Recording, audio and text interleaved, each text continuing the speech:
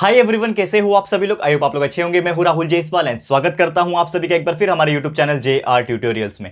Friends, आज again आपके सामने एक मोस्ट इंपॉर्टेंट हिस्ट्री का लेक्चर वीडियो लेकर आ चुका हूं दोस्तों, जिसमें आज के दिन हम लोग पढ़ने वाले हैं हमारे 10th स्टैंडर्ड के लिए हिस्ट्री सब्जेक्ट का जो हमने चैप्टर की शुरुआत की थी दोस्तों, जिसका नाम है chapter number 4 history of Indian arts. तो आज हम इस पर्टिकुलर चैप्टर का लेक्चर नंबर 4 आपके लिए लेकर आ गए हैं, जो कि अगेन एक बहुत ही ज्यादा इंपॉर्टेंट लेक्चर वीडियो होने वाला है। तो दोस्तों यार, आपको याद दिलाना चाहूंगा, जस्ट इसके पहले हमने टोटल 3 लेक्चर्स इस चैप्टर के खत्म कर दिए हैं ऑलरेडी। और जस्ट इसके प्रीवियस जो लेक्चर था, लेक्चर नंबर 3, इसमें हमने डिस्कस किया था इंडियन आइकोनोग्राफी के बारे में। What do you mean by iconography? मैंने एक्सप्लेन किया था कि जो देवी देवताएं होते हैं, गॉड गॉडेस जो होते हैं, उनके इमेजेस को क्रिएट करना, वो हमने डिस्कस किया था। फिर एंशिएंट इंडियन स्कल्पचर्स के बारे में, स्टैचूज के बारे में बताया था, किस प्रकार बहुत सारे अलग अलग प्लेसेस में बहुत सारे आर्किटेक्चर की मिसाल है। जैसे कि मैं एग्जांपल के तौर पे कुतुब मीनार मैंने बताया था, ताजमहल बताया था, गोल गुंबज बताया था। तो इस प्रकार की बहुत ही प्रॉपर तरीके से एक्सप्लेनेशन मैंने दिया हुआ है। तो अगर आपने इसके पहले का लेक्चर्स नहीं देखा है ना, तो जाओ यार, सबसे पहले लेक्चर्स देख लेना, बहुत ही ज्यादा मजेदार लगेगा आपको। और साथ ही में दोस्तों, आपको मैं हमेशा बोलता हूं कि प्लेलिस्ट को कंटिन्यूअसली चेक करते रहो, क्योंकि प्लेलिस्ट में आपको जितने भी सब्जेक्ट्स जो है उसके वीडियोस मिल जाएंगे, क्योंकि हमने पूरा का पूरा साइंस और मैथ्स 100% चैप्टर्स कंप्लीट कर लिया है। जितने भी चैप्टर्स होते हैं पूरा वीडियोस बना दिए हैं, आपको मिल जाएगा। और साथ में इंग्लिश ग्रामर हो गया और जो बाकी के सब्जेक्ट्स है वो भी हम लोग कंटिन्यूअसली डाल के रखे हुए, अपलोड करके रखे हुए हैं। तो आपको प्लेलिस्ट में एक ही जगह पे मिल जाएगा। तो जाओ यार, अच्छे से चेक कर लेना, ठीक है। और अगर आप हमें सपोर्ट करना चाहते हो तो हमारे 2 और चैनल यूट्यूब के ऊपर, एक है JR टॉक्स। तो JR टॉक्स पे हम लोग मोटिवेशनल वीडियोस एंड आपके लिए करियर गाइडेंस के वीडियोस के आगे आपको क्या करना चाहिए वो वीडियोस डालते हैं। और JR व्लॉग्स, व्लॉगिंग का मेरा पर्सनल चैनल है। तो अगर आप जरूर से सपोर्ट करोगे और प्यार दिखाओगे तो बहुत ही अच्छा लगेगा, ठीक है। चलिए शुरुआत करते हैं आज के इस वीडियो की। तो सबसे पहले क्या हम लोग स्टार्ट करने वाले हैं, देखो बहुत सारी ऐसी चीजें हैं जो ऑलरेडी हमने डिस्कस की रिगार्डिंग आर्किटेक्चर, स्कल्पचर, स्टैचूज वगैरह हमने डिस्कस किया था। अब एक और चीज हम डिस्कस करेंगे कि हमारा जो आर्ट्स होता है, ठीक है ना, उसको हम लोग बोलते हैं परफॉर्मिंग आर्ट्स, ठीक है ना। एक आर्ट होता है जो नॉर्मली हम लोग ड्राइंग वगैरह बनाते हैं, एक होता है परफॉर्मिंग आर्ट्स। तो performing arts is nothing but the dance form. तो इंडिया के ट्रेडिशन के हिसाब से देखा जाए तो बहुत सारे अलग अलग टाइप के डांस फॉर्म होते थे। आज के जमाने में dance form like hip hop हो गया, कंटेम्पररी हो गया, ठीक है ना, ब्रेक डांस हो गया, ये सब अलग अलग टाइप के डांस वगैरह देखने मिल जाते हैं। लेकिन उस जमाने में जो डांस फॉर्म थे वो थोड़े से डिफरेंट थे। तो वो क्या होंगे वो सब चीजें हम डिस्कस करेंगे। तो सबसे पहले मैं हेडिंग डालना चाहूंगा यहाँ पे, जो कि है हमारा Indian traditions of performing arts. ध्यान से देखना दोस्तों, आज का वीडियो बहुत इंपॉर्टेंट है। इंडिया का ट्रेडिशन, ठीक है ना, Indian tradition of performing arts. अब ये जो इंडियन ट्रेडिशन है परफॉर्मिंग आर्ट्स का, इसके अंदर भी बहुत सारे कैटेगरीज आते हैं। जैसे मैंने बोला, आज के डेट में भी हमारे पास जो परफॉर्मिंग आर्ट्स है, performing arts is nothing but dance. तो जो डांस है आज के डेट में, ये भी बहुत सारे अलग अलग प्रकार के हैं। उसी दौरान पुराने जमाने की अगर हम बात करें, हिस्ट्री के हिसाब से बात करें, तो हमारे पास भी बहुत सारे अलग अलग डांस फॉर्म थे, परफॉर्मिंग आर्ट्स थे। तो सबसे पहले हम लोग बात करेंगे यहाँ पे फोल्क आर्ट के बारे में, ठीक है ना, फोल्क आर्ट। तो ये फोल्क आर्ट क्या होता है, ठीक है। तो फोल्क आर्ट जो है दोस्तों, परफॉर्मिंग फोल्क आर्ट की बात करें तो ऐसे बहुत सारे टाइप के इंडिया में बहुत सारे अलग अलग टाइप के डांस हुआ करते थे। लेकिन folk art is one of the greatest form हम लोग बोल सकते हैं, जिसमें बहुत सारे लोग एक्टिवली पार्टिसिपेट करते थे और ये चीज करते थे। तो जनरली फोल्क सॉन्ग्स आपने सुना होगा, एक सॉन्ग होता है फोल्क सॉन्ग। तो folk song, folk instrumental music, folk dance and folk theatre जो है इसमें आ जाता है। यानी कि ये जो फोल्क, जो डांस, म्यूजिक, थिएटर की बात कर रहा हूं, ये सभी परफॉर्मिंग फोल्क आर्ट के अंदर आ जाता है। एंड इसमें क्या होता है, एक बहुत ही ट्रेडिशन छुपा हुआ है, एक रिच ट्रेडिशन छुपा हुआ है। क्योंकि देखो क्या होता है ना कि हम आज के डेट में जो डांस करते हैं, ब्रेक डांस वगैरह, इसके पीछे कोई हिस्ट्री नहीं है, कोई मतलब एक ट्रेडिशन नहीं है। लेकिन आज के डेट का जो डांस है वो टोटली डिफरेंट से हमने क्रिएट किया हुआ है। लेकिन उस जमाने का जो डांस फॉर्म, जैसे फोल्क आर्ट वगैरह का जो डांस है, म्यूजिक की बात किया, थिएटर की बात किया, फोल्क डांस की जो मैं बात करूं, इसके पीछे कहीं ना कहीं एक ट्रेडिशन छुपा हुआ है, एक रीति रिवाज छुपा हुआ है। और वही लोग परफॉर्म करते हैं और वही क्या बन जाता है, डांस बन जाता है। जैसे होता है ना, जैसे कि अलग अलग टाइप के कुछ एक्शंस होते हैं हमारे, जो हम डेली लाइफ में करते हैं, और उसी को हम लोग स्टेप बना लेते हैं और डांस बन जाते हैं। जैसे हम लोग नवरात्रि में डांडिया खेलते हैं, गरबा खेलते हैं, ठीक है। तो वो हम लोग किसी ट्रेडिशंस के लिए खेलते हैं, वो ट्रेडिशन है, हमारा रिवाज है, हम लोग खेलते हैं, ठीक है ना। लेकिन वो क्या हो गया, एक तरीका बन गया है डांस का। तो उसी प्रकार उस टाइम पे भी जो ट्रेडिशंस होता था परफॉर्मिंग आर्ट्स का, ये बहुत ज़्यादा महाराष्ट्र में फेमस था, महाराष्ट्र में बहुत ज़्यादा फॉलो किया जाता लगा था, और बहुत ही एक इंटीग्रल पार्ट बन गया था हमारे महाराष्ट्रियन कल्चर के लिए और रिलीजियस फेस्टिवल और सोशल लाइफ के लिए भी। क्योंकि कैसा होता है कि जब लोग इकट्ठा होकर एक साथ जब डांस करते हैं तो सोशल लाइफ में भी बूस्ट मिलता है और सोशली हम लोग एक दूसरे से और कनेक्ट हो पाते हैं अच्छी तरीके से। तो ऐसे बहुत सारे एग्जाम्पल्स है। जैसे कि महाराष्ट्र की बात किया जाए तो कोली डांस आपने सुना होगा, कोली डांस, ठीक है ना, कोली समाज जो होते हैं, तो कोली डांस होता है, तरपा डांस होता है, दशावतार जो कोंकण में काफ़ी ज़्यादा चलता है, फिर पावड़ा होता है, आपको पता होगा पावड़ा, कीर्तन हो गया, फिर जगर गोंधाल हो गया। तो ये सब टाइप के डांस फॉर्म है जो कि किस कैटेगरी में आ जाते हैं, फोल्क आर्ट। माफ करना मैंने फोर्ट लिखा हुआ है, फोल्क आर्ट, मैंने स्पेलिंग ही गलत लिखा था, मैंने ध्यान ही नहीं दिया, माफ करना दोस्तों। तो ये सब इसके कैटेगरी में आ जाता है। क्लियर है? तो उम्मीद करता हूं कि आपको ये चीज बहुत ही अच्छे से समझ में आ गया होगा। ओके, अब हम आगे बढ़ते हैं। हमारा दूसरा टाइप का जो डांस है, दूसरा टाइप का परफॉर्मिंग आर्ट्स है, क्या हो सकता है? फोल्क हमने समझ लिया, फोल्क आर्ट्स क्या क्या था इसके बारे में हमने डिस्कस कर लिया। अब एक होता है दोस्तों क्लासिकल आर्ट। फोल्क आर्ट हो गया, वैसे ही होता है classical art, performing classical art. तो ये जो क्लासिकल आर्ट है ये एग्जैक्टली क्या है, इसके बारे में हम डिस्कस करेंगे। तो क्लासिकल आर्ट की अगर बात करें, ये जैसे नाम से ही क्लासिकल है, तो कहीं ना कहीं इसके पीछे एक बहुत बड़ा हिस्ट्री भी है, एक बहुत ही रिच हेरिटेज रहा है ये क्लासिकल जो आर्ट है, परफॉर्मिंग आर्ट जो है इसके पीछे। और नाट्य शास्त्र जो है लिखा गया था, आपको पता है एक टेक्स्ट लिखा गया था नाट्य शास्त्र, जो कि भरत मुनि द्वारा लिखा गया था, जो इस चीज के बारे में दर्शाता है, बताता है कि किस प्रकार जो क्लासिकल आर्ट है, हम लोग बोलते हैं ना क्लासिकल डांस कर रहा है ये चीज, हम लोग बोलते हैं ना आर्ट नहीं। हम लोग कभी आपने सुना होगा कि ये अगर ब्रेक डांस कर रहा है तो कोई क्लासिकल डांस करता है, अरे वो लड़का क्लासिकल डांस करता है, वो लड़की क्लासिकल डांस करती है। तो क्लासिकल डांस के पीछे एक बहुत बड़ा हिस्ट्री, जैसे मैंने बोला, तो भरत मुनि जो थे उन्होंने अपने गाथा में यानी टेक्स्ट में लिखा हुआ है नाट्य शास्त्र। नाट्य शास्त्र इज नथिंग बट जो डांस का फॉर्म होता है ना, नाट्य शास्त्र के बारे में लिखा हुआ है, और उसमें डिस्कस किया हुआ है पूरा म्यूजिक के बारे में, थिएटर के बारे में, और जो 9 मूड्स होते हैं, मूड्स मतलब एक बोलते हैं ना हमारा ये आज मूड है, ठीक है, तो उस हिसाब से मूड्स 9 लिखे हुए। तो कौन कौन से इंडियन परफॉर्मिंग आर्ट्स के हिसाब से 9 मूड कौन कौन से हो सकते हैं यहां पे मैं मेंशन करूंगा। तो सबसे पहला जो मूड है यहां पे, मैं ध्यान से देखना, सबसे पहले मैं वो लिख लेता हूं फिर उसका मीनिंग समझाता हूं। तो सबसे पहले है दैट इज श्रृंगार, ठीक है, पहला जो मूड है वो है श्रृंगार। दूसरा यहां पे मैं सब एक एक करके मेंशन करूंगा। श्रृंगार के बाद दैट इज हास्य, ठीक है, हास्य, श्रृंगार हो गया, हास्य हो गया।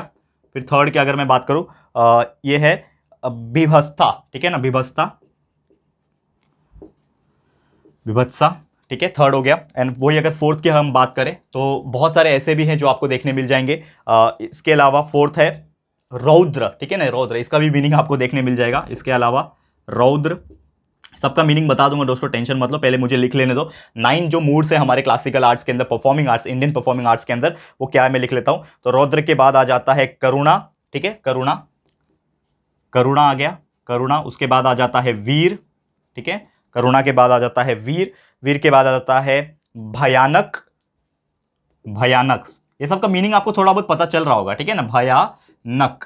उसके बाद आ जाता है दोस्तों भयानक के बाद अद्भुत, एंड लास्ट में है शांत, ठीक है ना, अद्भुत और शांत। ये टोटल कितने हो गए? 9 हो गए, ठीक है ना, 6, ये 7 हो गया, ये 8 हो गया, और ये 9 हो गया। तो ये टोटल 9 क्या है? मूड है, 9 मूड्स, ठीक है, 9 मूड्स होते हैं अलग अलग तरीके से, सबका मीनिंग होता है। तो श्रृंगार का मतलब क्या होता है, जैसे कि आप अगर एग्जाम्पल के तौर पर सोचो, तो जब परफॉर्म करना है, ठीक है ना, ये जो मूड के हिसाब से परफॉर्म करना है ना, तो इसमें क्या होता है, श्रृंगार जब आएगा इसका मतलब हम क्या दे रहे हैं, लव के हिसाब से बात करें, मतलब बोलते हैं ना एक लवेबल एक्ट होता है, ठीक है, तो वो हो गया। फिर हास्य का मतलब तो आप सभी जानते हैं दोस्तों, हास्य का मतलब होता है दैट इज ह्यूमर, कि हमारा मतलब सेंस ऑफ ह्यूमर कैसा है, तो ह्यूमर के हिसाब से हो गया, ठीक है ना, ह्यूमर हो गया। फिर बीभत्स के बारे में बात करें तो ये हो जाता है दोस्तों रिपल्शन, यानी कि किस प्रकार आप किसी के अगेंस्ट में या फिर एक दूसरे के अपोजिट में किस प्रकार वो एक्ट को प्ले कर रहे हैं, वो हो गया।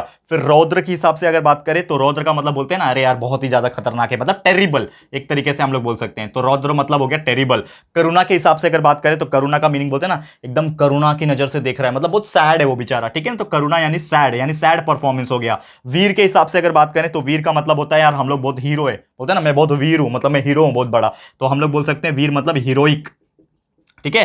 भयानक, ऑब्वियसली आप इसका मीनिंग समझ पाएंगे, तो भयानक का जो मीनिंग होता है वो होता है दोस्तों डरना, यानी फियर होना, फियरफुल, ठीक है ना, फियरफुल हो गया। फिर अद्भुत का मतलब बोलते हैं ना हम लोग कि यार बहुत ही लाइक वाओ यार कितना अद्भुत चीज है, तो हम लोग बोलते हैं ना वाओ वंडरफुल ऐसा बोलते हैं। तो वंडरस चीज जो होती है उसको हम लोग इस प्रकार, ठीक है, वंडरफुल या फिर वंडरस बोल सकते हैं, वंडर बोल सकते हैं। और शांत का मतलब तो आप जानते हैं दोस्तों दैट इज पीसफुल, ठीक है। तो इस हिसाब से ये पीसफुल हो गया लास्ट वाला, पीसफुल। तो ये टोटल 9 मूड्स होते हैं, अलग अलग टाइप के मूड होते हैं क्लासिकल आर्ट के अंदर, परफॉर्मिंग आर्ट्स के अंदर, और ये 9 तरीके से डांस फॉर्म जो है वो किया जाता है, क्लियर है। और इंडियन पीपल जो है अलग अलग कॉन्टैक्ट में अगर बात करें तो ये इंडियंस के अंदर एक खूबी समझ लो या फिर एक बहुत ही अच्छी पॉइंट है कि हम ये 9 के 9 टाइप के मूड्स को एडजस्ट करके डांस कर पाते हैं, ठीक है। जैसे कि हमारे फेस पे जो एक्सप्रेशन होता है ना वो बाकी जो लोग होते हैं, जैसे बाकी बाकी बाहर देश में आप लोगों को देखोगे तो उनके फेस पे ज़्यादा एक्सप्रेशन लाइक नहीं आता है, वो थोड़ा सा लाइक अलग ही टाइप का आता है। लेकिन हमारे इंडियन के फेस पे ना आप देखोगे एक्सप्रेशन बहुत ज़्यादा आता है, और जिसके वजह से बहुत सारे अलग अलग स्ट्रीम्स को, अलग अलग तरीके को ब्लेंड करके एक साथ हम परफॉर्म कर पाते हैं आर्ट्स को, और बहुत सारी चीज़ों को मेंशन कर पाते हैं, प्रेजेंट कर पाते हैं। उसमें वोकल म्यूजिक हो गया, इंस्ट्रूमेंटल म्यूजिक हो गया, और ऐसे अलग अलग डांस फॉर्म और अलग अलग डांस स्टाइल्स हम क्रिएट कर पाते हैं। और जनरली इंडियन क्लासिकल जो डांस फॉर्म है, या फिर मैं इंडियन क्लासिकल म्यूजिक के हिसाब से अगर बात करूं, तो इंडियन क्लासिकल म्यूजिक के भी दो टाइप्स होते हैं, ठीक है ना। मैं बात कर रहा हूं यहां पे इंडियन क्लासिकल म्यूजिक। जो इंडियन क्लासिकल म्यूजिक है दोस्तों, ये भी कितने हैं, दो टाइप के हैं, जनरली टू टाइप्स के हैं। कौन कौन से दो टाइप्स है यहां पे मेंशन करेंगे।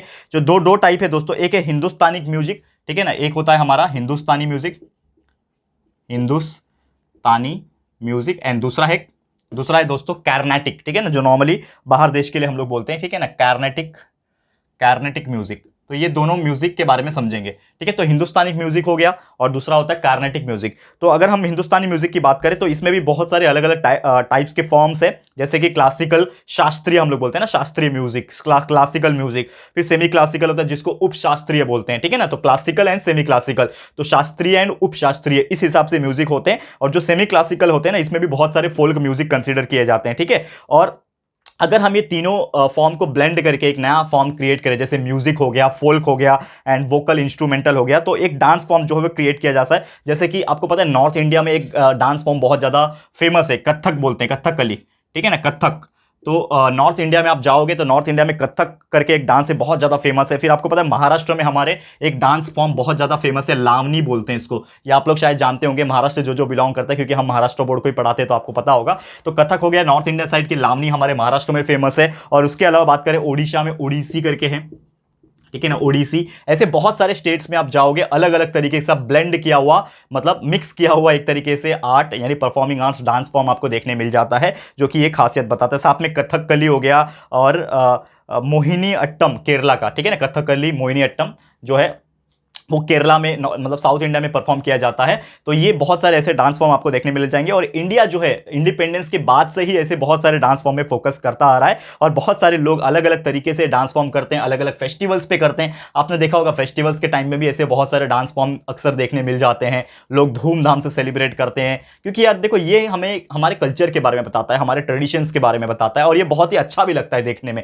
आप कोई भी रिलीजन से बिलोंग करते हो, लेकिन आप किसी भी रिलीजन का डांस फॉर्म देखते हो, परफॉर्मिंग आर्ट्स देखते हो, तो आप उसको देखते रह जाते हो और सोचते हो यार कि हमारा कल्चर, हमारा ट्रेडिशन कितना खूबसूरत है। ये आप सोचते हो, करेक्ट है, ये आप लोग भी सोचते होंगे, करेक्ट। ऐसा तो नहीं है ना, हट ये मेरा तो नहीं है, ये मेरे स्टेट का नहीं है, मैं नहीं देखूंगा, ऐसा तो होता नहीं है। किसी भी स्टेट का हो, किसी भी रिलीजन का हो, हमको देखने में काफी अच्छा लगता है। और ये हमें हमारे इंडिया के बारे में बताता है कि हमारा इंडिया कितना डाइवर्सिफाई है, और इंडिया में कितने सारे डांस फॉर्म भी है, ठीक है ना। एंड जैसे कि एग्जांपल के तौर पे बात करें तो बहुत सारे कॉमन फेस्टिवल भी सेलिब्रेट किए जाते हैं। एक सवाई गंधर्व फेस्टिवल पुणे में जो है बहुत ही फेमस है, ये आप लोग लिख लेना, याद रख लेना, ठीक है ना। सवाई गंधर्व डांस फॉर्म के लिए एक बहुत ही फेमस फेस्टिवल है, सवाई गंधर्व फेस्टिवल, जो कि अक्सर मनाया जाता है, पुणे में मनाया जाता है, जिसमें डांस फॉर्म्स को रिप्रेजेंट किया जाता है। तो ये भी आपको ध्यान में रखना है। और बहुत सारे इसी प्रकार के अलग अलग टाइप के म्यूजिक स्टाइल्स हो गए, ठीक है ना। और बहुत सारे ट्रेडिशनल स्टाइल जो है वो स्कूल्स वगैरह में भी परफॉर्म किया जाता है, परफॉर्म करवाया जाता है, जिससे लोग सीखते हैं और धीरे धीरे ये सब चीज़ करना प्रैक्टिकली पॉसिबल हो पाता है। और एक व्यक्ति थे जिनका नाम था पंडित उदय शंकर, जो कि एक बहुत ही महान आर्टिस्ट रहे हैं, ठीक है ना, जिसमें उन्होंने अलग अलग टाइप के न्यू स्टाइल को क्रिएट किया है। और उन्होंने सक्सेसफुली क्रिएट किया था एक फ्यूजन। क्या फ्यूजन क्रिएट किया था? फ्यूजन का मतलब होता है मिक्सचर करना। तो एक मिक्सचर क्रिएट किया था हमारे इंडियन क्लासिकल डांस और एक यूरोपियन ओपेरा। आपको पता है ना, हमारा इंडिया का तो सबसे फेमस चीज क्या है? Indian classical dance. ये सबको पता होना चाहिए। इंडियन क्लासिकल डांस हमारे इंडिया की शान है डांस के हिसाब से। और वैसे यूरोप में क्या चलता है? ओपेरा चलता है, ठीक है ना। वो ऐसे चिल्लाते हैं ना, ऐसा चिल्लाते हैं, आपने देखा होगा। डोंट माइंड जो मैंने अभी बोला, हंसना मत, लेकिन कहने का मतलब है आपने देखा होगा। तो ओपेरा बोलते हैं इसको। तो यूरोप में ओपेरा चलता है, यूरोपियन ओपेरा। तो ये जो व्यक्ति थे जिनका नाम मैंने लिया, क्या नाम था? पंडित उदय शंकर। तो पंडित उदय शंकर ने क्या किया, ये जो इंडियन क्लासिकल डांस है और यूरोपियन ओपेरा को ना कंबाइन कर दिया, और एक न्यू फॉर्म का, कंबाइन करके मतलब फ्यूजन करना, दोनों को मिला जुला के एक न्यू फॉर्म का क्या किया, एक तरीके से डांस फॉर्म क्रिएट कर दिया, एक म्यूजिक क्रिएट कर दिया। क्लियर है? तो उम्मीद करता हूं कि यार ये आपको समझ में आ गया होगा। और बहुत ही इसी प्रकार ना ये सब चीजें धीरे धीरे क्या होने लगी, फेमस भी होने लगी, ठीक है। और साथ ही में उन्होंने इंक्लूड किया बहुत सारे फोल्क डांस, उनके ही स्टाइल में फोल्क डांस इंक्लूड कर दिया। और इसीलिए जो इंडियन परफॉर्मिंग आर्ट्स का जो प्रेजेंटेशन है वो धीरे धीरे कॉन्स्टेंटली बढ़ते गया, एक्सपांड होते गया, और ना सिर्फ इंडिया में, आउट ऑफ कंट्री यानी फॉरेन कंट्रीज में भी इस चीज का डिमांड काफी ज्यादा होने लगा। सोचो यार, हम इंडियंस नए नए तरीके से चीजें प्रेजेंट करते हैं और ये चीज बाहर जाके लोग भी पसंद करते हैं। तो यार ये हमारे इंडिया के लिए खास बात है, और यही सब चीज हमारे विजुअल आर्ट्स, परफॉर्मिंग आर्ट्स के फील्ड में बहुत ज्यादा आगे लेके जाए और आगे लेके गया, और एक तरीके से हमारे इंडियन कल्चर को बहुत ज्यादा सुंदर दिखाया as compared to other countries. Clear है? तो उम्मीद करता हूं कि आपको ये चीज भी बहुत ही अच्छे से समझ में आ गया होगा। तो दोस्तों बस यही था आज का टॉपिक, फिर यहीं पे मैं स्टॉप करता हूं आज का लेक्चर, क्योंकि एक और लेक्चर मैं पढ़ाना चाहता हूं आपको, जो कि होगा लेक्चर नंबर 5। इसके आगे का जो कंटिन्यूसली पार्ट जो होगा, जो हिस्ट्री होगा इंडिया का, इंडिया आर्ट्स का, वो सब चीजें हम डिस्कस करेंगे, लेकिन आज नहीं, लेक्चर नंबर 5 में। तो आज के लिए वीडियो यहीं पे समाप्त करता हूं और उम्मीद करता हूं कि आपको हर एक चीज अच्छे से समझ में आ गया होगा। तो क्या क्या पढ़ा हमने? इंडियन ट्रेडिशन परफॉर्मिंग आर्ट्स में से फोल्क आर्ट पढ़ा, क्लासिकल आर्ट पढ़ा जिसमें 9 मूड्स पढ़े, फिर हमने इंडियन क्लासिकल म्यूजिक के बारे में पढ़ा कि क्या क्या चीजें था और अलग अलग स्टेट के हिसाब से क्या क्या फेमस थे, कुछ इंपॉर्टेंट चीजें मैंने बता दी। तो उम्मीद करता हूं कि आपको अच्छा लगा होगा। तो प्लीज हमें कमेंट करके बताइएगा कि ये वीडियो आपको कैसा लगा है, अपनी राय और सजेशन जरूर से दीजिएगा। वीडियो पसंद आया है, अच्छा लगा है दोस्तों, तो प्लीज वीडियो को लाइक कीजिएगा, शेयर जरूर करना, एंड साथ ही में अगर आपने अभी तक इस चैनल को सब्सक्राइब नहीं किया है तो फटाफट से हमारे चैनल को सब्सक्राइब कर देना, एंड साथ में बेल आइकन होता है उसको भी प्रेस कर दो, ताकि फ्यूचर में हम कभी भी कोई भी वीडियोस को अपलोड करेंगे तो आप लोग को नोटिफिकेशन मिलती रहेगी। ठीक है फ्रेंड्स, तो मिलते हैं हमारे अगले वीडियो में। ये वीडियो देखने के लिए thank you and good bye.